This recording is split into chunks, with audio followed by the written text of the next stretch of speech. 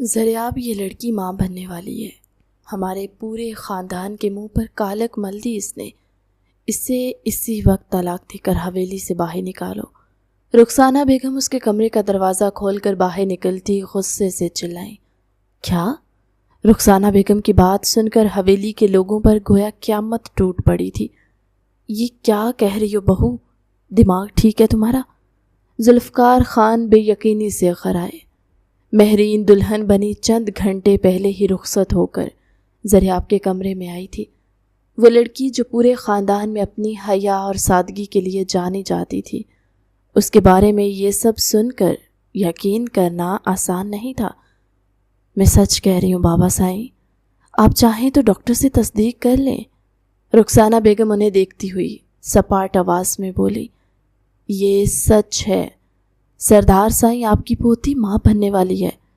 Doctor Nasreen نے ذوالفقار خان کو خود کی طرف سوالیہ نظروں سے دیکھتے پا کر تصدیق کر دی۔ وہاں کھڑے سب لوگ ہی شوق میں جا چکے تھے۔ زریاب خان جو 20 دن پہلے ہی انگلینڈ سے قانون کی اعلیٰ ڈگری لے کر لوٹا تھا، اپنے دادا ذوالفقار خان کے سامنے کھڑا اپنا غصہ ضبط کرنے کے لیے مٹھیاں بھینچ گیا تھا کہ اس کی مٹھیاں بند کرنے کی کڑکڑاہٹ وہاں کھڑے سبھی لوگوں نے بخوبی سنی تھی، جبکہ اس کی ماں رخسانہ بیگم نے ایک بار پھر زریاب کی طرف دیکھتے اسے مہرین کو طلاق دینے کا کہا تھا۔ زریاب خان، تمہیں سنائی نہیں دے رہا کہ میں کیا کہہ رہی ہوں؟ طلاق دو مہرین کو، رخسانہ بیگم اچانک چلائیں۔ زریاب خان کی آنکھیں غصے سے سرخ ہو رہی تھی۔ وہ ایک لفظ کہے بغیر ان کے سامنے سے گزرا اور اپنے کمرے کی طرف بڑھا، جہاں اس کی تائی اور چچی مہرین کو گھیر کر کھڑی تھی اور اس پر تھپڑوں اور تانوں کی برسات کر رہی تھی۔ مہرین کا نازک وجود مار کھا کھا کر نیلو نیل ہو چکا تھا۔ ہم نے تمہارے ماں باپ کے جانے کے بعد یہ تربیت تو نہیں کی تھی تمہاری کہ تم ہماری ہی عزت کے ساتھ کھیل جاؤ۔ تائی کا ہاتھ ایک بار پھر اٹھا، جب زریاب نے غصے سے آگے بڑھ کر اپنی تائی کا ہاتھ ہوا میں ہی جکڑ لیا اور مہرین کے آگے ڈھال بن کر کھڑا ہو گیا۔ بس بہت ہو گیا، کوئی بھی اب مہرین پر ہاتھ نہیں اٹھائے گا۔ یہ میری بیوی ہے اور اس کا فیصلہ میں کروں گا۔ میں آپ میں سے کسی کو اجازت نہیں دیتا کہ میری بیوی کے ساتھ جانوروں جیسا سلوک کرے۔ وہ دھاڑا تھا کہ اس سے خوفزدہ ہوتے تائی اور چچی 2 قدم پیچھے ہوئیں، جبکہ مہرین نے ڈھال سی بیڈ کے پاس نیچے گری۔ اس کی دھاڑ پر کانپ اٹھی تھی۔ زریاب، تم اس بدکردار عورت کو بچا رہی ہو، یہ تمہارے قابل نہیں ہے، اسے تو بیچ چوراہے میں جان سے مار دینا چاہیے۔ رخسانہ بیگم پیچھے سے چلائیں، اماں سائیں، میں نے کہہ دیا نا، میں خود دیکھ لوں گا، اس نے سپاٹ لہجے میں کہا تو وہ تینوں بڑبڑاتی ہوئی باہر نکل گئی۔ زریاب نے مہرین کو سہارا دے کر اٹھاتے بیڈ پر بٹھایا اور ان سب کے کمرے سے جانے کے بعد دروازہ اندر سے بند کر دیا۔ مہرین بیڈ کے کونے میں سسکیاں لے رہی تھی۔ زریاب اس کے مقابل بیٹھ گیا۔ کچھ دیر دونوں کے درمیان خاموشی چھائی رہی، جس کو مہرین کی سسکی نے توڑا۔ مہرین، دیکھو، تمہیں پریشان ہونے کی ضرورت نہیں ہے، میں ہوں یہاں، باہر سے پڑھ کر آیا ہوں۔ میں جذباتی ہو کر فیصلہ نہیں کرنا چاہتا۔ تم مجھے سچ بتاؤ، یہ سب کیا ہے؟ کس کا بچہ ہے؟ مجھے بتا دو، میں تمہیں طلاق دے دوں گا اور خود تمہاری شادی اس سے کرواؤں گا۔ زریاب نے بنا اس کی طرف دیکھے سنجیدہ لہجے میں کہا، پلیز مجھے طلاق مت دیں زریاب، میں نہیں جانتی میں یہ کس کا بچہ ہے۔ وہ روتے ہوئے نفی میں سر ہلانے لگی۔ تم ہوش میں ہو؟ تمہارے ساتھ یہ سب کچھ ہوا اور تمہیں خبر ہی نہیں کہ کون تھا وہ؟ مجھے پاگل بنا رہی ہو، ایک پل نہیں لگاؤں گا تمہیں طلاق دینے میں۔ زریاب غصے سے غرایا۔ اس کے نہیں جانتے والے جملے نے زریاب کا دماغ گھما دیا تھا۔ زریاب، میں اللہ کی قسم کھا کر کہتی ہوں، میں بھی گناہ ہوں۔ 1 ماہ پہلے جس دن حویلی سے سب لوگ شادی میں گئے تھے، اس رات کو باہر شدید طوفان تھا۔ مجھے نہیں معلوم اس نے میرے کمرے کا دروازہ کیسے کھولا۔ اندھیرے میں کوئی اندر آیا اور اس نے میرے منہ پر کوئی نشاور چیز رکھ دی۔ میں نے خود کو بچانے کی بہت کوشش کی، لیکن میں اپنے حواس میں نہیں رہی تھی۔ میں نہیں جانتی وہ کون تھا۔ مہرین روتی ہوئی خود پر بیتی سنا رہی تھی۔ ज़रियाब ने उसकी आंखों में देखा, ये कैसे हो सकता है कि तुम्हें कुछ मालूम ही ना हो, और जब सब हवेली वाले शादी पर गए थे तो तुम घर पर क्या कर रही थी। वो उसकी हालत देखते अपना गुस्सा जब्त करते बामुश्किल खुद को धारने से बाज रखे हुए था। शहीर की वजह से ताई साई ने कहा था कि शहीर अकेला हवेली होगा, उसके खाने पीने का और उसका ख्याल रखने के लिए उन्होंने मुझे हवेली रहने को कहा था। आपको यकीन नहीं आ रहा मुझ पर, मैं सच कह रही हूँ, मामा बाबा की कसम। वो बहती आंखों के साथ कांपती हुई बोली। वो जानता था कि महरीन कभी अपने माँ बाप की झूठी कसम नहीं खा सकती। महरीन, ठीक है, एक बार मैं तुम पर यकीन करके इस हवेली के पहरेदारों और मुलाजमों से लेकर हर एक की तहकीक करूँगा, लेकिन तब तक मैं कुछ नहीं कह सकता। लेकिन मुझे मालूम है मुलाजमों में से कोई भी ये हरकत नहीं कर सकता, और बचा शहीर, उसकी ज़हनी हालत ही ऐसी नहीं कि वो कुछ कर पाए।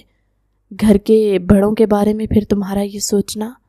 ज़रियाब बोला था जब उसने खामोश करवाया। नहीं ज़रियाब, मैं किसी पर इल्ज़ाम नहीं लगाना चाहती, लेकिन मुझे मेरे कमरे से ये अंगूठी मिली थी उस रात के बाद।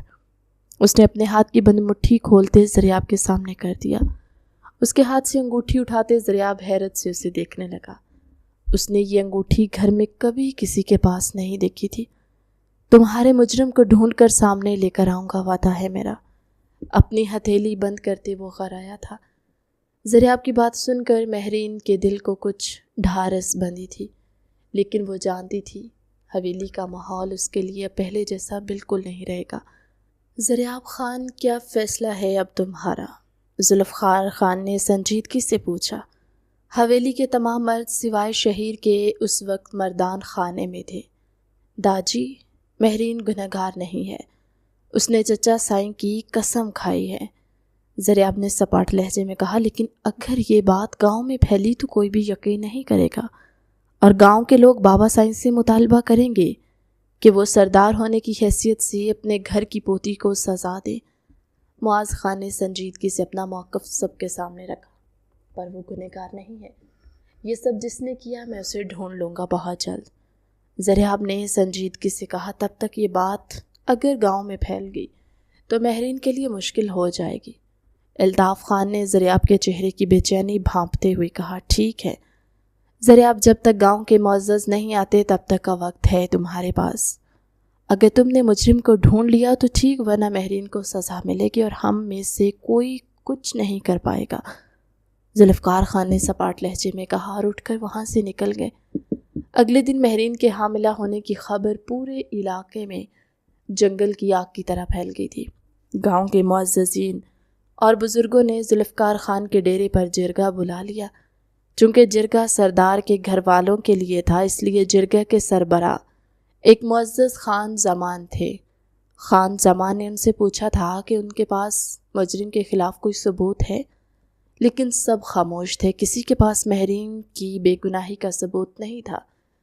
सरदार साईं, आपकी पोती ने आपके ख़ानदान की इज़्ज़त और इस गांव की इज़्ज़त मट्टी में मिलाई है, और हमारे यहाँ सालों से ऐसी लड़कियों के लिए यही फ़ैसला होता है कि ऐसी लड़की को पूरे गांव के सामने खुले मैदान में पत्थर मार दिया जाए, और अब आपकी पोती भी यही सज़ा सहेगी।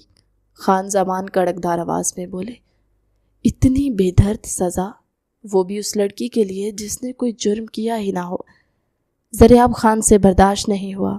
ज़रियाब खान जिरगे के बीच में आकर खड़ा हो गया। खान ज़मान साहब, मैं इस जाहिलाना और वहशियाना रस्म के ख़िलाफ़ हूँ। कानून किसी को ये हक़ नहीं देता कि वो किसी की जान ले। मेरी बीवी ने अपने माँ बाप की कसम खाई है। उसने बताया है कि उसके साथ ज़बरदस्ती हुई है। वो मुजरिम नहीं, मज़लूम है। वो सपाट लहजे में बोला। ज़रियाब खान, तुम बाहर से पढ़कर आए हो, इसलिए हमारी रिवायात को भूल गए हो। जिरगा कस्मों पर नहीं, सबूतों पर चलती है। अगर तुम्हारी बीवी बेगुनाह है तो मुजरिम को सामने लाओ, वरना असर के बाद उसे संसार किया जाएगा। खान ज़मान उसको देखते सर्द लहजे में बोले। ज़रियाब ने ज़ुल्फ़िकार खान की तरफ देखा। दाजी, आप तो कुछ बोले। ज़रियाब मुल्तजी अंदाज में बोला था। ज़ुल्फ़िकार खान ने नज़रें झुका ली। ज़रियाब, میں جرگے کے فیصلے کے آگے مجبور ہوں۔ اگر میں نے یہ فیصلہ نہ مانا تو ہماری سرداریت ختم ہو جائے گی، ذوالفقار خان نے کرخت لہجے میں کہا تھا۔ ضریاب نے مٹھیاں بھینچ لی اور وہاں سے نکل گیا۔ وہ سمجھ گیا تھا کہ یہاں اس کی کوئی بات نہیں مانی جائے گی۔ ضریاب سیدھا مہرین کے پاس پہنچا۔ مہرین، میں تمہیں کچھ نہیں ہونے دوں گا، تم مجھ پر بھروسہ رکھنا۔ ضریاب اس کا ہاتھ تھام کر بولا۔ مہرین نے روتے ہوئے سر ہلایا۔ وہ جانتی تھی جرگے کے فیصلے کے آگے ضریاب کی ایک نہیں چلے گی۔ ضریاب کمرے سے گیا تو اسی لمحے لائبہ اندر داخل ہوئی۔ ادی، میں آپ کو کچھ نہیں ہونے دوں گی، میں داجی کے پاؤں پڑ جاؤں گی۔ میری ادی سائیں ایسا کچھ نہیں کر سکتی، مجھے پورا یقین ہے آپ پر۔ لائبہ نے اس کی طرف دیکھ کر کہا، لائبہ، اب کچھ نہیں ہو سکتا، جرگے کا فیصلہ ہر صورت ماننا پڑے گا۔ مہرین نے بہت کوشش کی کہ خود کو مضبوط رکھ سکے، لیکن ایسا ہو نہیں پایا۔ اس کے آنسو بے اختیار نکلے تھے، اس کا پورا وجود خوف سے کانپ رہا تھا۔ لائبہ اپنی بہن کے گلے لگ کر روتی تھی۔ لائبہ، تمہیں کچھ نہیں ہوگا، تم بس حوصلہ رکھو اور میرے بعد اپنا بہت سارا خیال رکھنا۔ جو غلطی میں نے کی اکیلے رکنے کی، وہ تم کبھی مت کرنا۔ مہرین اس کے آنسو صاف کرتی اسے دلاسا دے رہی تھی، لیکن اس کے اپنے اندر کا خوف بڑھتا جا رہا تھا۔ نہیں ادھی، ایسا مت کہیں، میں آپ کے بنا کیسے رہوں گی؟ اس کے آنسو مزید رفتار سے بہنے لگے۔ لائبہ، جاؤ اپنے کمرے میں اور اب میں تمہیں روتے ہوئے نہ دیکھوں۔ اس کو مسلسل روتے دیکھ کر وہ سخت لہجے میں بولی تو لائبہ اسے شکوہ کو نگاہوں سے دیکھتی باہر نکل گئی۔ وہ باہر نکلی تو شہیر اپنے دونوں ہاتھوں کی انگلیاں مروڑتے سیڑھیوں پر کھڑا تھا۔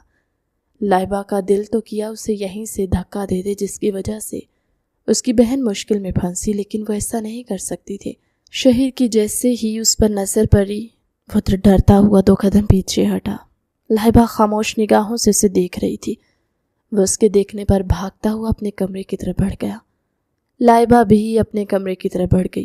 عصر کا وقت ہوا تو مہرین کو حویلی کے باہر میدان میں لا کر ایک خشک درخت سے باندھ دیا گیا۔ حویلی کی چھت پر لائبہ کھڑی بری طرح رو رہی تھی۔ نیچے حویلی کے لان کے کونے میں شہیر بیٹھا پاگلوں کی طرح ہنس رہا تھا اور مٹی سے کھیل رہا تھا۔ ضریاب کی خالہ کا بیٹا تھا۔ اپنی بہن کے جانے کے بعد رخسانہ بیگم شہیر کو اپنے ساتھ لے آئی تھی۔ ان کے علاوہ اس کا کوئی نہیں بچا تھا۔ شہیر بچپن کے ایک حادثے کے بعد ذہنی توازن کھو چکا تھا۔ وہ زیادہ تر اپنے کمرے میں رہتا یا حویلی کے پچھلے لان میں اکیلا کھیلتا رہتا۔ ضریاب خان پہلا وار شوہر کا ہوگا۔ جرگے کے لوگوں میں سے ایک نے ضریاب کے ہاتھ میں ایک بڑا پتھر تھماتے ہوئے کہا۔ ضریاب نے مہرین کی طرف دیکھا جو آنکھیں بند کیے کلمہ پڑھ رہی تھی۔ ضریاب نے وہ پتھر زمین پر پھینکا جو خان زمان کے پاؤں کے قریب جا کر گرا۔ میں اپنی بے گناہ بیوی پر ہاتھ نہیں اٹھاؤں گا، وہ غصے سے چیخا۔ خان زمان نے غصے سے اشارہ کیا اور ہجوم نے مہرین پر پتھروں کی بارش کر دی۔ ضریاب مہرین کی طرف بھاگا، لیکن پہرے داروں نے اسے جکڑ لیا۔ چند ہی منٹوں میں مہرین کا جسم لہو لہان ہو کر بالکل ساکت ہو گیا۔ ضریاب نے مہرین کے قریب جا کر اس کی نبض دیکھی۔ یہ مر چکی ہے، اب اس تماشے کو ختم کرو، وہ سرد لہجے میں بولا۔ اس کی آنکھیں خود پر ضبط کرنے کی وجہ سے بے حد سرخ پڑ چکی تھی۔ لوگ مطمئن ہو کر چلے گئے، لیکن کسی کو نہیں معلوم تھا ضریاب نے ہسپتال کی ایک ٹیم کو پہلے ہی قبرستان کے قریب اپنے فارم ہاؤس میں بلوا رکھا ہے۔ ضریاب اور اس کے وفادار ملازم نے مہرین کے وجود کو فوراً سے وہاں سے نکالا۔ وہ شدید زخمی تھی، لیکن ضریاب کی بر وقت تدبیر سے اس کی سانسیں چل رہی تھی۔ ضریاب نے اسے شہر کے خفیہ ہسپتال میں منتقل کر دیا، جہاں اس کا علاج شروع ہو گیا۔ اب ضریاب کو حویلی میں رہ کر اس بھیڑیے کو بے نقاب کرنا تھا۔ مہرین کے جانے کے بعد حویلی میں ایک عجیب پراسرار خاموشی چھا گئی تھی۔ لائبہ نے اپنی بہن کی جدائی کا غم اپنے دل میں چھپا لیا تھا۔ وہ دن بھر شہیر کے کمرے کے پاس منڈلاتی رہتی، کیونکہ تانیہ نے جانے سے پہلے اسے بتایا تھا کہ مجرم اسی حویلی کے اندر کا ہے۔ ضریاب بھی حویلی میں خاموش رہتا، لیکن اس کی نظریں ہر ایک پر تھی۔ رات جب پوری حویلی گہری نیند سو رہی تھی، پچھلے لان میں اندھیرا تھا۔ اچانک ایک سایہ شہیر کے کمرے کی طرف بڑھا۔ وہ سایہ شہیر کے پاگل پن کا فائدہ اٹھا کر اس کے کمرے میں اپنے کچھ خفیہ کاغذات اور گناہ کے ثبوت چھپانے آتا تھا۔ وہ سایہ جیسے ہی کمرے کے اندر داخل ہوا، ایک دم سے کسی نے پیچھے سے اس پر لوہے کی راڈ سے زوردار حملہ کیا۔ وہ سایہ درد سے تل ملا کر زمین پر گرا۔ اندھیرے میں ان دونوں کے درمیان شدید سنسنی خیز لڑائی ہوئی۔ حملہ کرنے والے نے اس سائے کو دیکھنے کی پوری کوشش کی تاکہ پہچان سکے وہ کون ہے، لیکن وہ سایہ اندھیرے کا فائدہ اٹھا کر بمشکل ہی صحیح لیکن اپنی جان بچا کر وہاں سے بھاگ نکلا۔ حملہ کرنے والا کون تھا، اندھیرے کی وجہ سے اس سائے کو کچھ پتہ نہ چل سکا۔ وہ اپنے کمرے میں پہنچ کر بری طرح ہانپ رہا تھا، اس کے سر اور کندھے سے خون بہہ رہا تھا۔ وہ بری طرح ڈر گیا تھا کہ حویلی میں کوئی ہے جو اس کے راز سے واقف ہو چکا ہے اور اسے جان سے مارنا چاہتا ہے۔ ارے کامران، یہ کیا حالت بنائی ہوئی ہے تم نے؟ رخسانہ بیگم حویلی کے مینیجر کو لاؤنج میں داخل ہوتے دیکھ کر حیرت سے بولی۔ وہاں بیٹھے سب لوگ ہی انس کی طرف متوجہ ہوئے۔ وہ خانم بھی کل سردار سائیں کے کام سے دوسرے گاؤں گیا تھا، وہیں واپسی پر حملہ ہو گیا۔ بہت مشکل سے جان بچا کر یہاں تک پہنچا ہوں۔ کامران نے سنجیدگی سے جواب دیا۔ اس کے سر پر پٹی بندھی ہوئی تھی اور چہرے پر شدید سردی تھی۔ وہ حویلی میں ہی رہتا تھا، اس کے آگے پیچھے کوئی نہیں تھا۔ ذوالفقار خان اسے اپنا بہت خاص مانتے تھے، انہوں نے اسے پناہ دی ہوئی تھی۔ کامران، تمہیں آرام کرنا چاہیے تھا، اور حملہ آور کے بارے میں کچھ پتہ چلا یا نہیں؟ ذوالفقار خان نے ناشتے کی میز پر اسے دیکھا تو چونک کر پوچھا۔ وہ صبح ان سے مل چکا تھا، اس لیے ذوالفقار خان اس کے بارے میں جانتے تھے۔ سردار سائیں، میں نے آدمیوں کو پتہ لگانے کا کہا ہے، اور آرام سے کہہ سکتا ہوں کل ہی خبر ملی ہے کہ آپ کی جان کو خطرہ ہے۔ کامران ان کی طرف دیکھتے سنجیدگی سے بولا۔ ذرا آپ کی نظریں کب سے اسی پر ٹکی ہوئی تھی جو اسے بہت کچھ سوچنے پر مجبور کر رہی تھی، لیکن اس نے کچھ نہیں کہا۔ وہ خاموش رہا کیونکہ وہ کسی پکے ثبوت کے بغیر وار نہیں کرنا چاہتا تھا۔ اسی لمحے لائبہ ڈائننگ ہال میں داخل ہوئی۔ اس کے ہاتھ میں فرسٹ ایڈ باکس اور گرم دودھ کا گلاس تھا۔ کامران بھائی، یہ دودھ پی لیں اور آپ اپنا خیال رکھیں، کیونکہ آپ ٹھیک ہوں گے تو ہی داجی کا خیال رکھ پائیں گے۔ لائبہ نے سنجیدگی سے کہتے دودھ کا گلاس اور باکس اس کے سامنے رکھا۔ لائبہ بھی اس سب کی ضرورت نہیں تھی، کامران نے ہلکا سا مسکراتے ہوئے کہا۔ ارے ضرورت کیوں نہیں تھی کامران بھائی؟ آپ تو ہماری حویلی کے اتنے پرانے اور وفادار ملازم ہیں، اور جب آپ مجھے بہن کہتے ہیں تو میں بھی تو آپ کو اپنا بھائی مانتی ہوں۔ وہ بڑے ہمدردانہ لہجے میں بولی۔ اس کا چہرہ انتہائی معصوم اور فکر مند لگ رہا تھا۔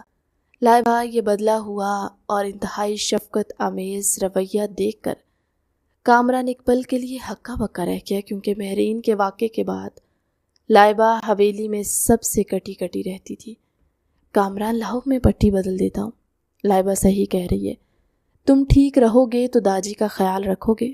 جانے تم نے کب سے پٹی کہہ رکھی ہے، زخم بگڑ گیا تو مسئلہ ہو جائے گا۔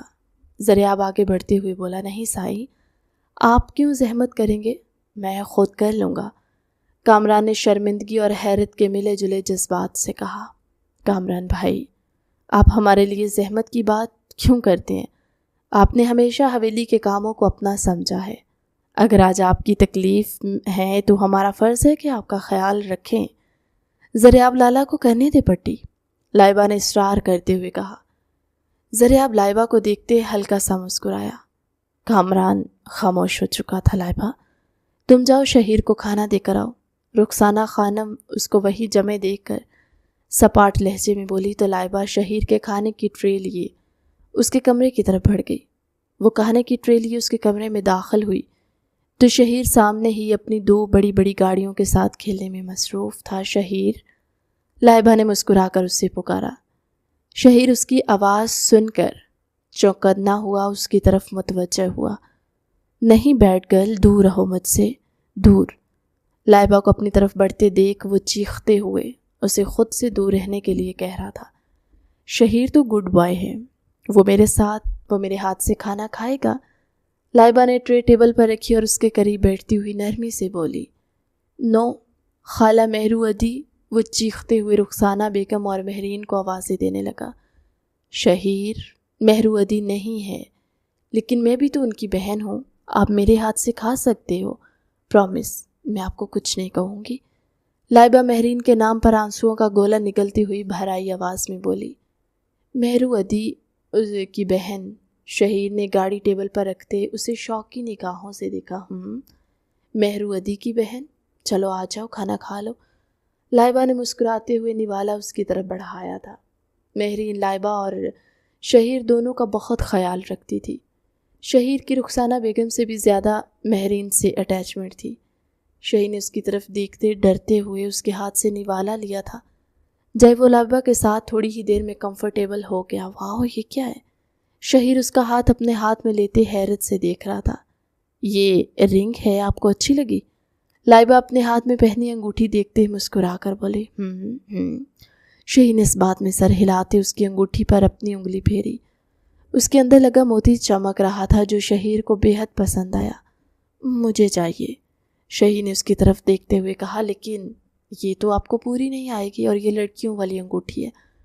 لائبہ نے اس کو مسکرا کر دیکھتے ہوئے بتایا، نو، مجھے چاہیے، میں مہرو ادی کو گفٹ دوں گا۔ شہیر غصے سے بولا، مہرو ادی اب کبھی واپس نہیں آئیں گی شہیر۔ لائبہ کے آنسو بہہ نکلے۔ نو کرائے۔ شہیر نے اداس ہوتے ہوئے اس کے آنسو صاف کیے تھے۔ میں نہیں رو رہی، آپ اپنی دوائی کھاؤ۔ لائبہ نے دوائی اس کے سامنے کرتے ہوئے کہا، مجھے نہیں کھانی، یہ بہت کڑوی ہے۔ شہیر منہ بناتے ہوئے بولا، کھانی پڑے گی، پھر ٹھیک کیسے ہوگے؟ لائبہ نے دوائی اسے زبردستی کھلائی۔ اسے بیڈ پر لیٹنے کے بعد اسے کمبل درست کرتے وہ ٹرے لے کر چلی گئی۔ اب لائبہ کا یہی معمول بن گیا تھا، وہ شہیر کے لیے کھانا خود لے کر جاتی تھی۔ کامران کو بھی وہ تاکید کرنا نہیں بھولتی تھی۔ وہیں زریاب لائبہ کے اس رویے کو بڑی گہرائی سے دیکھ رہا تھا۔ وہ جانتا تھا کہ لائبہ مہرین سے کتنا پیار کرتی تھی۔ وہ تو مہرین کے جانے کے بعد کبھی کسی سے سیدھے منہ بات تک نہیں کرتی تھی، اور یوں اس کا شہیر کا خیال رکھنا، ساتھ ہی کامران کے لیے اچانک ہمدردی، کسی بڑے طوفان کا پیش خیمہ تھی۔ زریاب لائبہ کے کمرے میں گیا جہاں وہ مہرین کی ایک پرانی تصویر کو دیکھ کر آنسو بہا رہی تھی۔ زریاب اس کے برابر صوفے پر آ بیٹھا۔ لالا، ادی کا یقین نہیں کیا آپ نے؟ لائبہ روتی ہوئی بولی، ایسا نہیں ہے لائبہ، لیکن مجھے اس کا مجرم نہیں مل پایا، میں اسے ابھی بھی ڈھونڈ رہا ہوں۔ جس دن مل گیا اس کو بد سے بدتر سزا دوں گا، زریاب سخت لہجے میں بولا تھا۔ لائبہ نے اپنے آنسو صاف کیے۔ لائبہ، تم شہیر کا بہت خیال رکھ رہی ہو، کیا بات ہے؟ زریاب کے دماغ میں جو بات کھٹک رہی تھی اس نے وہ پوچھ لی۔ آخر کو ایک وکیل تھا، وہ کب تک خاموش رہ سکتا تھا؟ زریاب لالا، وہ ہماری حویلی کا حصہ ہیں، تائی سائیں بھی یہی چاہتی ہیں کہ ان کا خیال رکھا جائے، اس لیے بس میں انسانیت کے ناطے ایسا کر رہی ہوں، لائبہ نے سنجیدگی سے جواب دیا۔ زریاب نے لائبہ کی آنکھوں میں دیکھا جہاں ایک عجیب سی سرد آگ جھل رہی تھی۔ لائبہ، قانون اپنا کام کرتا ہے اور سچائی کبھی چھپتی نہیں ہے۔ میں ہر ممکن کوشش کر رہا ہوں مجرم کو ڈھونڈنے کی، تم بس خود کو کسی مشکل میں مت ڈالنا۔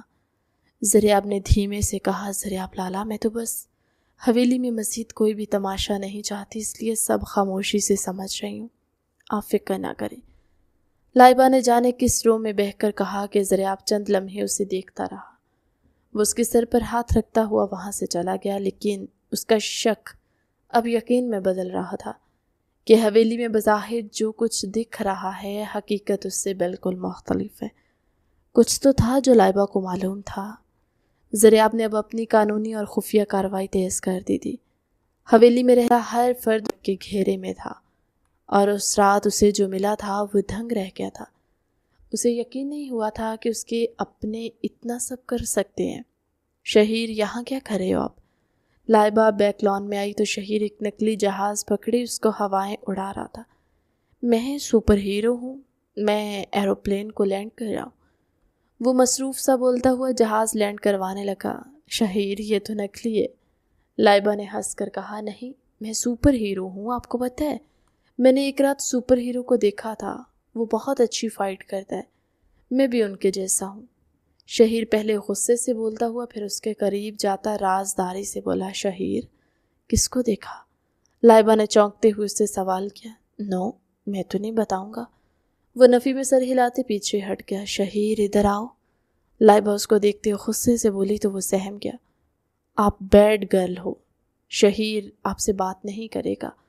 وہ غصے سے چیخا، اچھا سوری، میں دوبارہ ایسی بات نہیں کروں گی۔ ادھر آؤ، مجھے بتاؤ کون تھا وہ؟ لائبہ نے نرمی سے کہتے اسے اپنے پاس بلایا۔ پہلے اپنے رنگ دو۔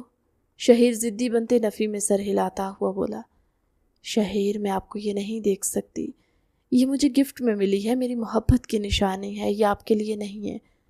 لائبہ نے نفی میں سر ہلاتے ہوئے کہا، محبت؟ محبت کیا ہوتی ہے؟ شہیر نے حیرت سے اسے دیکھا۔ لائبہ اس کے سوال پر ہنس دی، آپ کو سمجھ نہیں آئے گا، فی الحال اتنا سمجھ لو، دوسرے گاؤں کا ایک لڑکا ہے جس نے مجھے یہ گفٹ دیا اور یہ میں آپ کو نہیں دے سکتی۔ لائبہ نے اس کی طرف دیکھتے ہوئے سنجیدگی سے کہا۔ تو شہیر حیرانی سے اسے دیکھنے لگا۔ وہیں دوسری طرف ایک سایہ تھا جو درخت کی آڑ میں تھا، وہاں سے اسی لمحے غائب ہو گیا۔ پھر میں بھی نہیں بتاؤں گا سپر ہیرو کون ہے، شہیر نے پیر پٹکتے ہوئے کہا۔ لائبہ نے لب بھینچ لیے، کیا ہو رہا ہے بھائی یہاں؟ زریاب ان دونوں کے قریب جاتے مسکرا کر بولا، سپر ہیرو؟ شہیر زریاب کو دیکھ چہکتا ہوا اس کی طرف بڑھا۔ لائبہ نے حیرت سے زریاب کی طرف دیکھا، اسے لگ رہا تھا اس کا دماغ پھٹ جائے گا۔ Super hero? یہ گندی بچی ہے، مجھے رنگ نہیں دے رہی۔ شہیر نے لائبہ کی شکایت لگائی۔ وہ سن سی کھڑی تھی۔ زریاب لالا، یہ آپ کو سپر ہیرو کیوں کہہ رہا ہے؟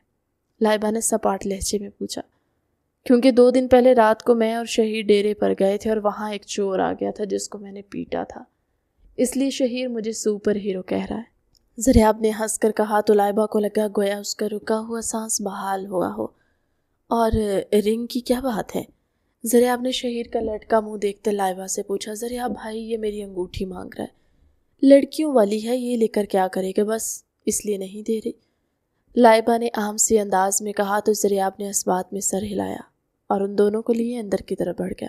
زریاب چند دن کے لیے سب کو اپنے کام کہتے ہوئے شہر جا چکا تھا، لیکن حویلی کے در و دیوار کے پیچھے پنپنے والی سازش نے اپنا رخ بدل لیا۔ وہ بات جو لائبہ نے شہیر کو بہلانے کے لیے کہی تھی کہ اسے یہ انگوٹھی دوسرے گاؤں کے ایک لڑکے نے دی ہے اور وہ اس کی محبت کی نشانی ہے، حویلی کے ملازموں سے ہوتی ہوئی پورے گاؤں میں جنگل کی آگ کی طرح پھیل گئی۔ مہرین کے واقعے کے بعد ابھی حویلی پر لگی کالک صاف نہیں ہوئی تھی کہ لائبہ کے افیئر کے چرچے زبان زد عام ہو چکے تھے۔ ہر چوراہے، ہر بیٹھک، صرف سردار ذوالفقار خان کی دوسری پوتی کے قصے کی باتیں جاری تھی۔ بات پھیلتی پھیلتی حویلی تک آ پہنچی اور حویلی کے اندر کا ماحول ایک بار پھر زہریلا ہو چکا تھا۔ رخسانہ بیگم کمرے سے نکلی تو ان کا چہرہ غصے سے تمتمایا ہوا تھا۔ ان کو یہ سب ان کی خاص ملازمہ نے بتایا تھا۔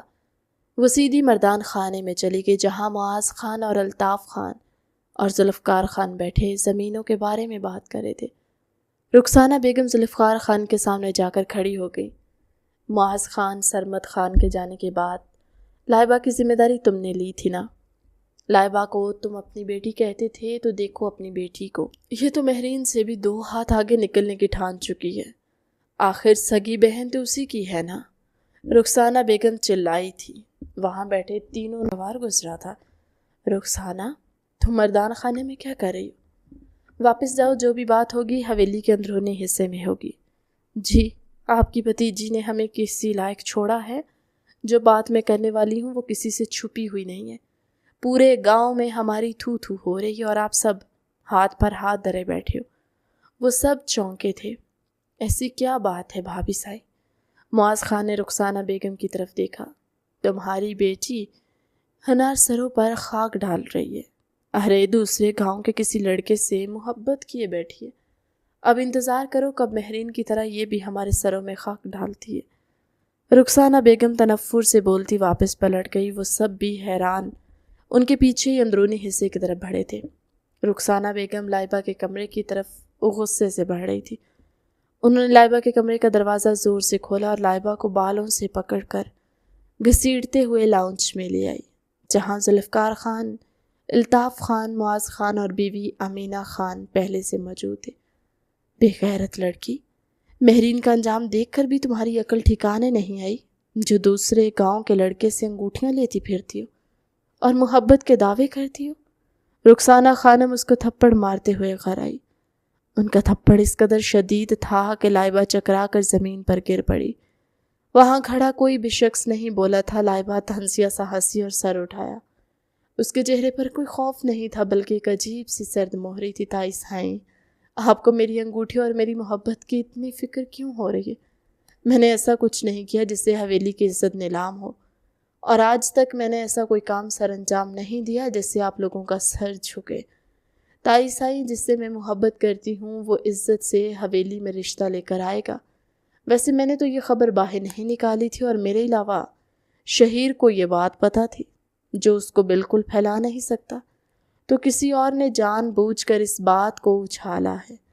لائبہ اٹھ کر کھڑی ہوتی اپنے کپڑوں پر لگی گرد صاف کرتے ہوئے بولی، خاموش ہو جاؤ لائبہ، تمہاری زبان اتنی دراز کیسے ہو گئی کہ اب تم اپنے بڑوں سے بدتمیزی سے پیش آؤ گی؟ معاذ خان، اپنی بیٹی کو سنبھالو اس سے پہلے کہ گاؤں کے لوگ ہمارے ڈیرے پر آ جائیں۔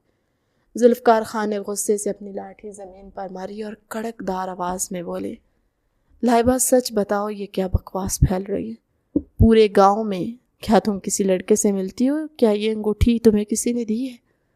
معاذ خان آگے بڑھے اور انہوں نے لائبہ کو زور سے پکڑ کر جھنجھوڑا۔ بابا سائیں، میں نے شہیر سے جو کہا وہ ایک مذاق تھا، لیکن اگر کوئی اسے سچ مان کر پوری حویلی اور گاؤں میں پھیلا رہا ہے تو مجرم میں نہیں ہوں، بلکہ وہ ہے جس نے چھپ کر ہماری باتیں سنی۔ لائبہ نے معاذ خان کو دیکھتے روندی ہوئی آواز میں کہا تھا۔ معاذ خان اس سے بہت محبت کرتے تھے، انہوں نے اسے صرف بیٹی کہا نہیں تھا، اس کا بیٹیوں سے بڑھ کر خیال رکھا تھا۔ اب اپنی چوری چھپانے کے لیے دوسروں پر الزام مت لگاؤ لائبہ، تمہاری بہن مہرین بھی یہی کہتی تھی کہ کوئی اندھیرے میں آیا تھا، اور اب تم بھی کہانیاں گھڑ رہی ہو۔ رخسانہ بیگم نے طنزیہ سا ہنس کر کہا۔ رخسانہ، الطاف خان نے سرد لہجے میں پکارتے رخسانہ بیگم کو ٹوکا۔ ابھی کوئی کچھ بولتا کہ ایک ملازمہ وہاں داخل ہوئی، جس کو باہر سے دوسرے ملازم نے پیغام دیا تھا کہ سردار سائیں کے ڈیرے پر گاؤں کے وڈیروں نے جرگہ بلایا ہے۔ وہ سب لائبہ بی بی کے معاملے پر جرگہ بلانے کا مطالبہ کر رہے ہیں۔ وہ کہہ رہے ہیں کہ سردار کے گھر سے روز روز ایسی خبریں آنا گاؤں کی غیرت کا جنازہ نکال رہی ہیں۔ ملازمہ نے یہی پیغام وہاں آ کر سنایا تھا۔ جتنا کچھ ہو چکا ہے اس کے بعد یہ تو ہونا ہی تھا۔ ذوالفقار خان غصے سے بولے۔ لائبہ سپاٹ چہرہ لیے کھڑی تھی۔ بابا سائیں، ابھی ذرا آپ کو آنے دے، وہ شہر گیا ہے، اس کے آنے سے پہلے کوئی بھی فیصلہ مت کیجیے گا۔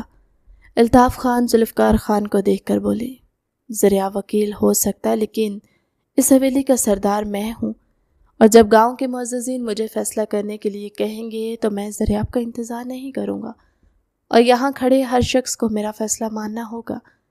ذوالفقار خان نے الطاف خان کو گھور کر دیکھتے ہوئے بولے۔ ذوالفقار خان کی تاثرات تو نہیں ہوئے تھے، چلو ڈیرے پر اب جو ہونا ہے وہ پورے گاؤں کے سامنے ہوگا۔ لائبہ، تم اپنے کمرے میں جاؤ، جب تک جرگے کا کوئی فیصلہ نہیں ہو جاتا تم باہر نہیں آؤ گی، انہوں نے معاذ خان اور الطاف خان کی طرف دیکھتے ہوئے کہا تھا۔ ساتھ ہی لائبہ کو بھی حکم سنایا۔ لائبہ ان کے حکم پر خاموشی سے مڑی اور اپنے کمرے کی طرف بڑھ گئی، لیکن اس کے چہرے پر ایک پراسرار مسکراہٹ تھی جو کسی کی نظر میں نہیں آئی۔ ڈیرے پر پورا گاؤں اکٹھا ہو چکا تھا۔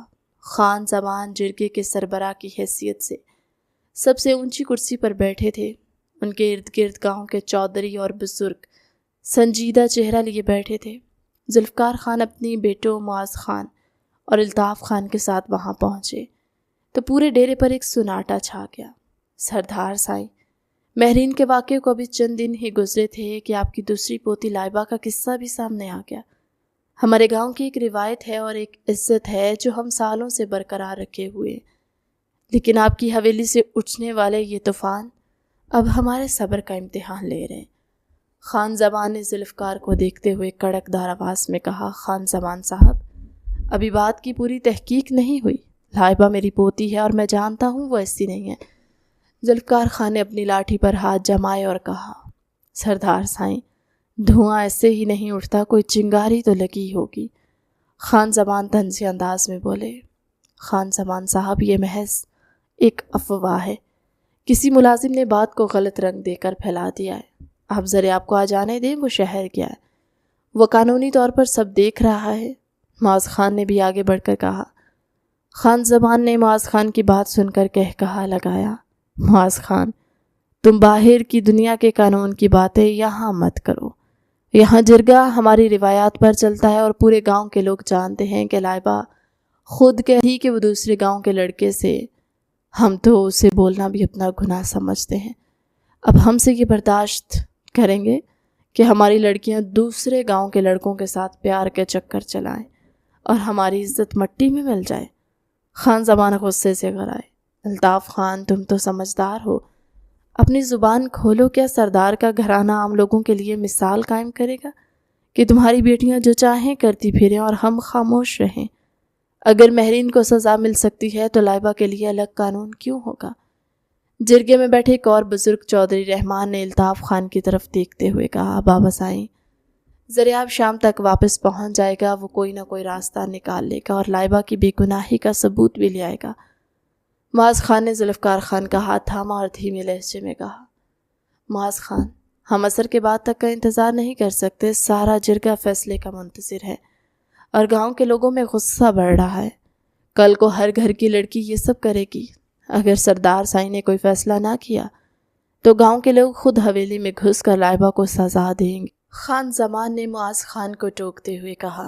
ذوالفقار خان نے دیکھا کہ پورا جرگہ ان کے خلاف ہو رہا ہے اور ان کی سرداری داؤ پر لگی ہوئی ہے۔ انہوں نے گہرا سانس لیا اور ان کی آنکھوں میں ایک سخت چمک ابھری۔ خان زمان صاحب، میں جانتا ہوں کہ بات چاہے غلط ہی صحیح پر نہیں ہونی چاہیے تھی۔ میری پوتی نے ایسا کوئی گناہ نہیں کیا کہ اس کو سنسار نہیں کیا جائے گا۔ ہاں، اس کا جرم یہ ضرور ہے کہ غلط بات بھی اسے نہیں کرنی چاہیے تھی، اس لیے اس کی سزا میں طے کر چکا ہوں۔ وہ کھڑے ہوتے ہوئے بولے، سردار سائیں، آپ کے پاس کیا حل ہے؟ آپ کیا سزا دینا چاہتے ہیں؟ خان زمان نے حیرت سے پوچھا۔ ذوالفقار خان نے معاذ خان اور الطاف خان کی طرف دیکھا۔ لائبہ کا نکاح اسی وقت شہیر سے ہوگا۔ شہیر اسی حویلی کا حصہ ہے اور لائبہ اس کی بیوی بن کر حویلی کے اندر ہی رہے گی۔ اس طرح وہ دوسرے گاؤں کے کسی لڑکے کے پاس نہیں جا سکے گی اور حویلی کی عزت حویلی کے اندر ہی محفوظ رہے گی۔ ذوالفقار خان نے پورے جرگے کے سامنے بلند آواز میں کہا کہ معاذ خان یہ سن کر شوق میں آ گئے۔ بابا سائیں، یہ آپ کیا کہہ رہے ہیں؟ شہیر تو ذہنی طور پر معذور ہے، وہ لائبہ کا شوہر کیسے بن سکتا ہے؟ لائبہ کی زندگی برباد ہو جائے گی۔ معاذ خان مدھم آواز میں بولے، بابا سائیں، یہ ظلم مت کریں، لائبہ معصوم ہے۔ الطاف خان نے بھی احتجاج کیا۔ خان زمان نے ذوالفقار خان کے فیصلے پر غور کیا۔ سردار سائیں کا فیصلہ منصفانہ ہے، شہیر حویلی کا ہے اور اگر آپ کی پوتی کی اس کی بیوی بنتی ہے تو گاؤں کے لوگوں کا بھی منہ بند ہو جائے گا اور ہماری عزت بھی بچ جائے گی۔ لیکن کیا آپ کی پوتی اس فیصلے کو مانے گی؟ خان زمان مطمئن انداز میں بولے، لائبہ کو یہ فیصلہ ماننا پڑے گا کیونکہ سردار کا حکم آخری ہوتا ہے۔ ذوالفقار خان نے سرد لہجے میں کہا، بابا سائیں، میں اپنی بیٹی کی زندگی ایک پاگل کے ساتھ کیسے باندھ سکتا ہوں؟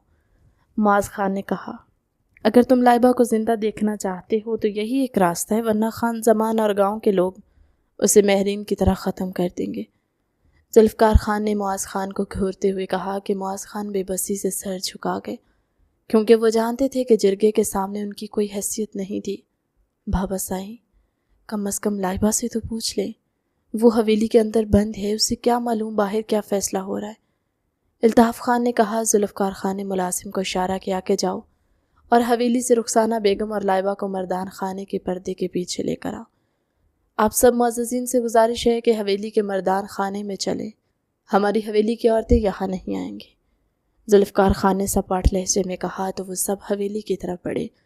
ان سب کے حویلی پہنچتے چند ہی منٹوں میں رخسانہ بیگم، امینہ بیگم لائبہ کو مردان خانے کے ساتھ بنے پردے دار کمرے میں لے گئی جہاں سے وہ جرگے کی آوازیں سن سکتی تھی۔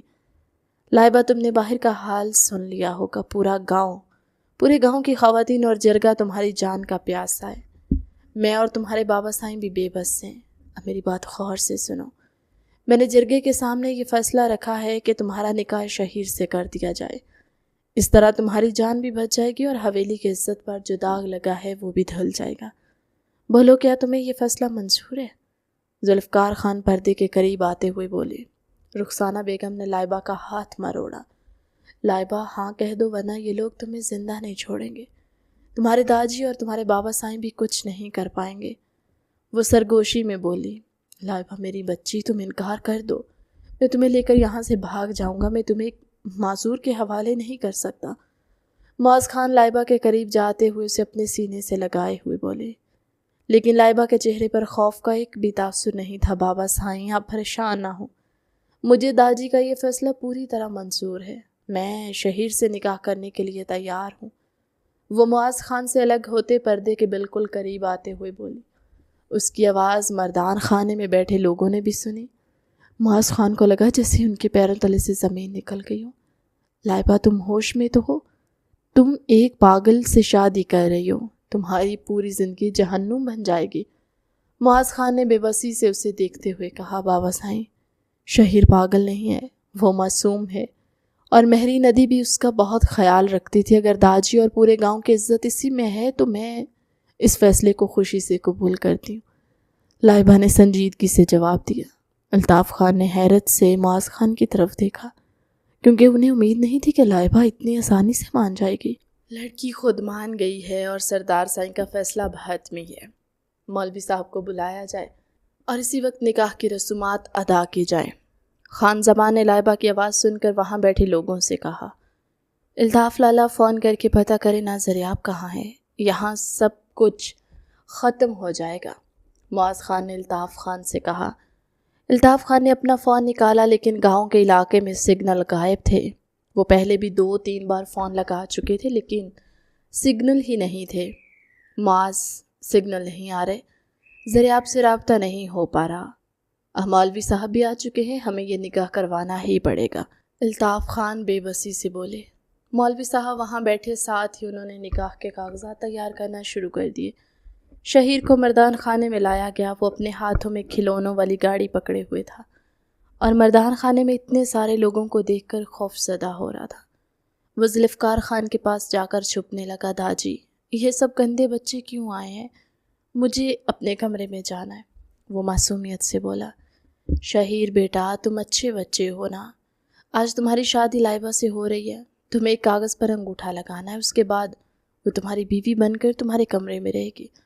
ذوالفقار خان نے اس کے سر پر ہاتھ رکھا اور نرمی سے کہا، لائبہ بیڈ گرل ہے، وہ مجھے رنگ نہیں دیتی لیکن وہ مجھے کھانا کھلاتی ہے، کیا اب روز مجھے کھانا کھلائے گی؟ شہیر نے لائبہ کا نام سن کر تالیاں بجائیں اور ہنس کر بولا۔ معاذ خان نے یہ دیکھ کر اپنی آنکھیں بند کر لیں۔ ان کا دل خون کے آنسو رو رہا تھا کہ ان کی بیٹی ایک ایسے لڑکے کے ساتھ بیاہی جا رہی ہے جو ذہنی طور پر معذور ہے۔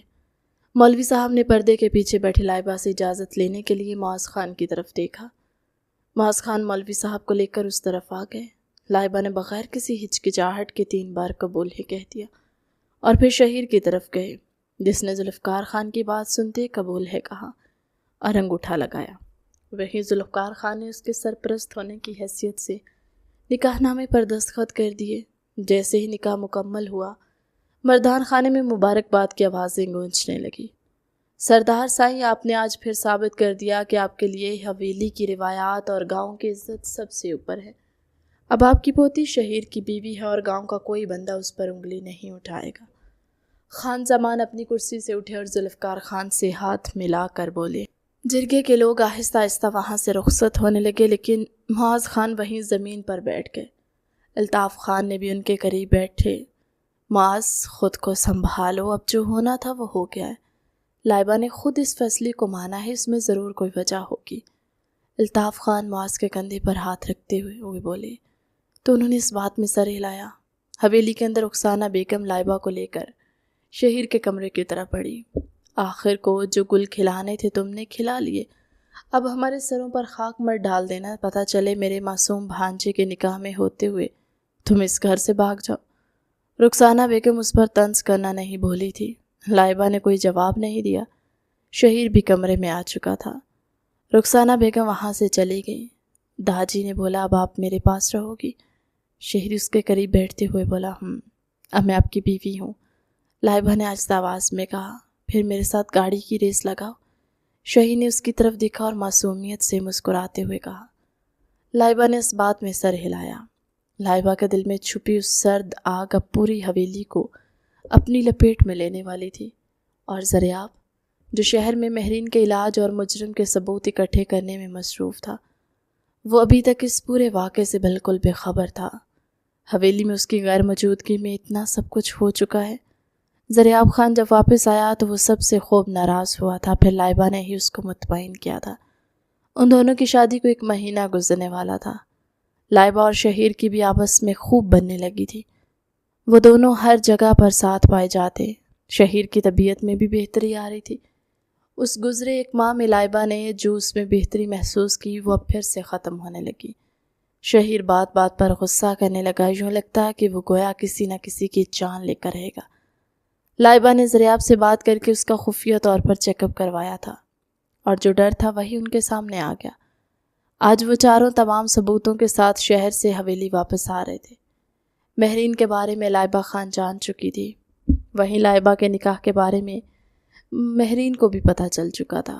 وہ دونوں بہنیں ایک دوسرے سے ملنے کے بعد خوب روئی تھیں۔ زریاب نے گھر پر فون کر کے سب کو حویلی کے لاؤنج میں اکٹھا ہونے کا کہا تھا۔ زریاب کے کہے کے مطابق سب لوگ حویلی کے لاؤنج میں جمع تھے۔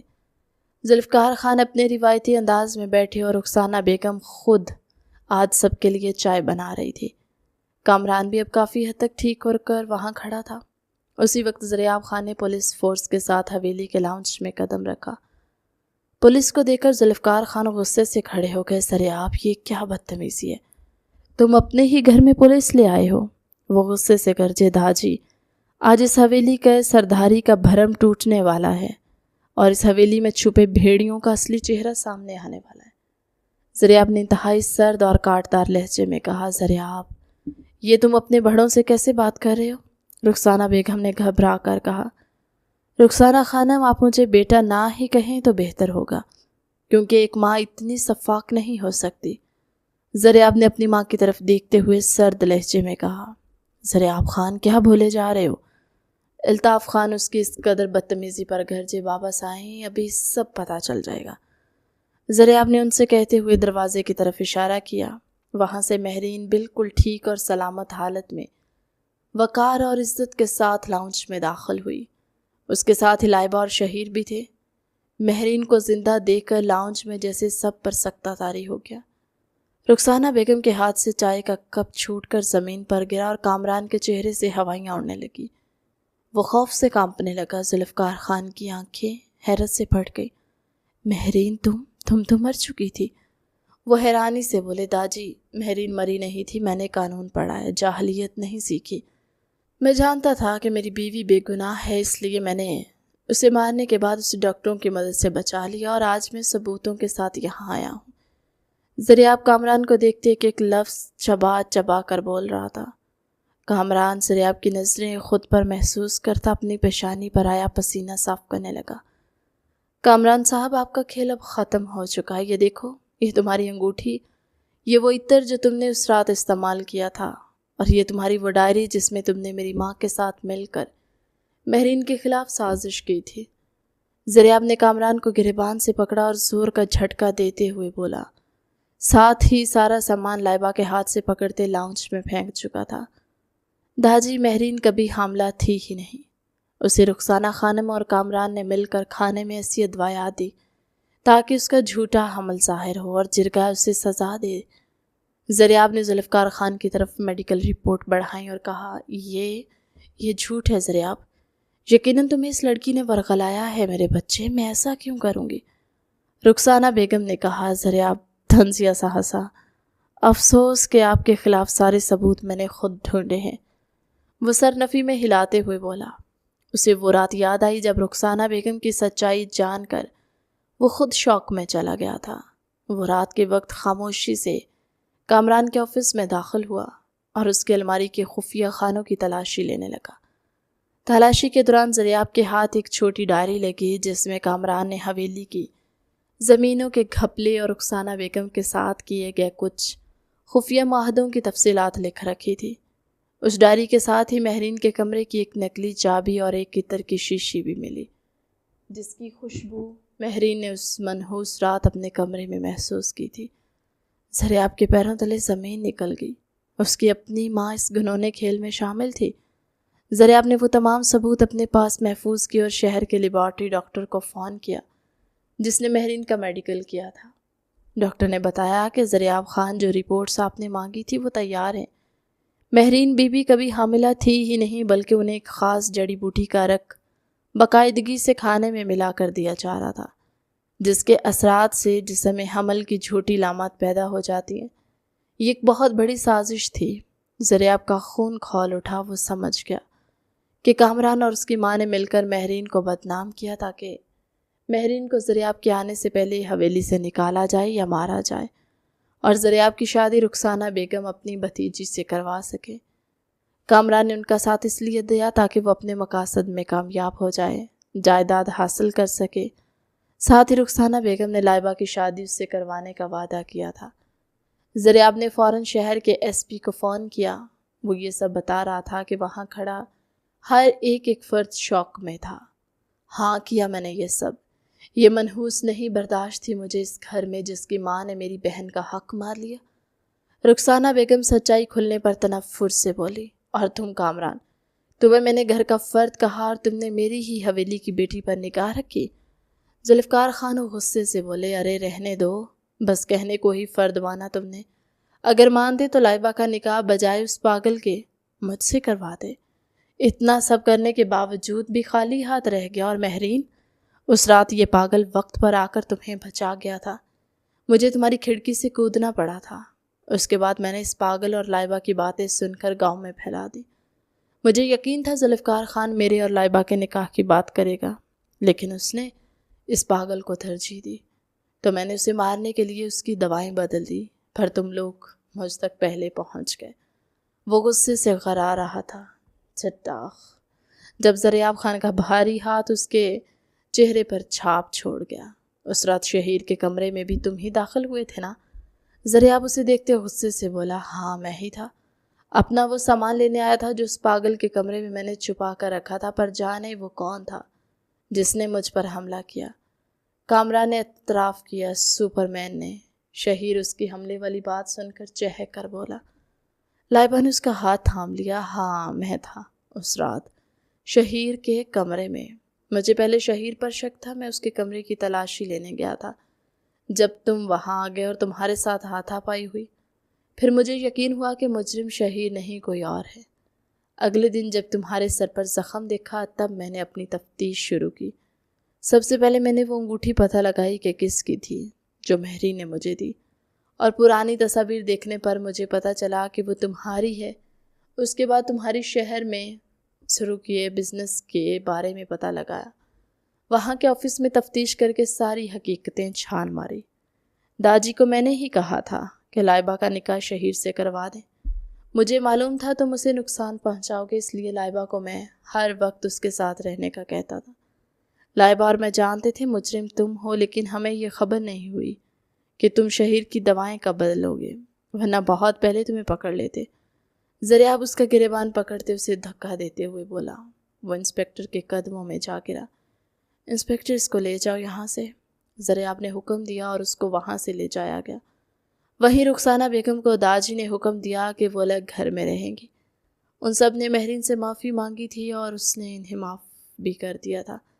سارے گاؤں میں خبر پھیل گئی کہ مہرین کا مجرم کامران تھا، جس کو پولیس لے جا چکی ہے۔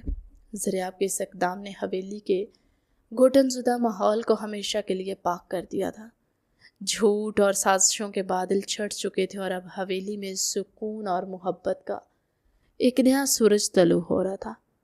وقت گزرنے کے ساتھ ساتھ جہاں مہرین کے زخموں پر ذریاب کی محبت نے مرہم رکھا، وہیں شہر کے بہترین ڈاکٹروں نے زیر علاج رہنے کے بعد شہیر اب پوری طرح ٹھیک ہو چکا تھا۔ اس کا وہ بچپنا، ذہنی دباؤ ختم ہو چکا تھا اب، اور وہ ایک عام سمجھدار اور باوقار نوجوان کے روپ میں سب کے سامنے تھا۔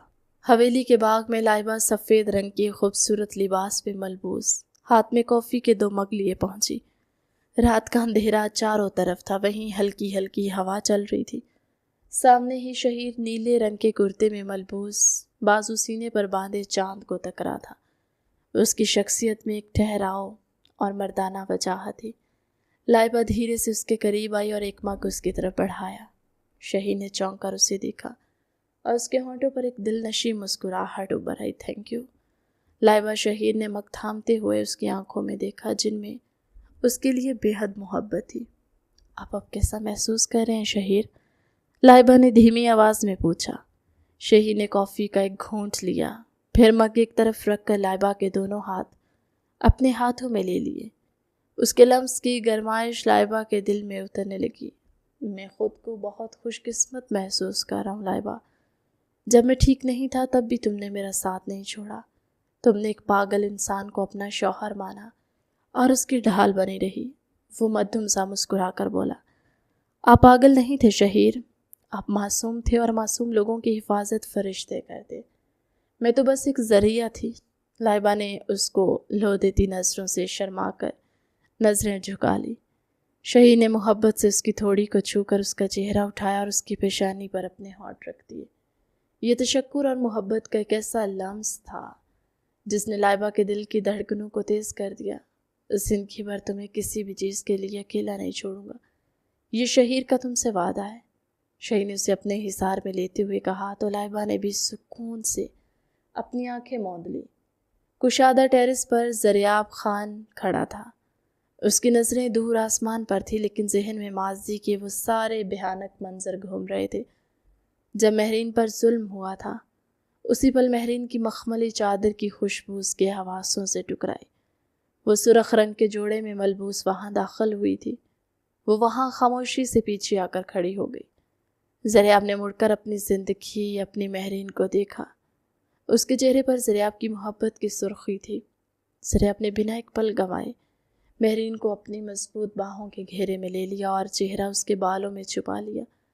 مہرین اس کے اس اچانک اور والہانہ انداز پر مسکرا دی۔ زریاب کیا ہوا؟ مہرین نے نرمی سے اس کی پشت پر ہاتھ رکھتے ہوئے پوچھا۔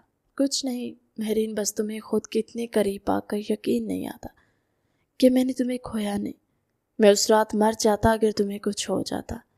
زریاب کی آواز میں اب بھی ایک خوف جھلک رہا تھا۔ خان سائیں، آپ نے مجھے زندگی دی ہے، میری عزت کو سب کے سامنے بحال کیا، اب یہ مہرین صرف اور صرف آپ کی ہے۔ مہرین نم لہجے میں بولی۔ پرانا سب یاد کرتے اس کی آنکھوں سے آنسو نکلے تھے۔ زریاب نے جھک کر اس کے گال پر بہنے والے آنسو کو اپنے ہونٹوں سے چنا۔ مہرین اس کے اس بیباک لمس پر بری طرح لرز اٹھی اور اس کی قمیض کو انگلیوں میں جھکڑ لیا۔ تمہاری آنکھوں میں اب ایک بھی آنسو نہیں دیکھ سکتا مہرین۔ تو میری حویلی کی ملکہ ہو اور میری زندگی کا سب سے خوبصورت حاصل۔ زریاب انتہائی گہرے لہجے میں کہتے ہوئے اس کی کمر کے گرد اپنی گرفت مضبوط کی اور اسے خود میں بھینچ لیا۔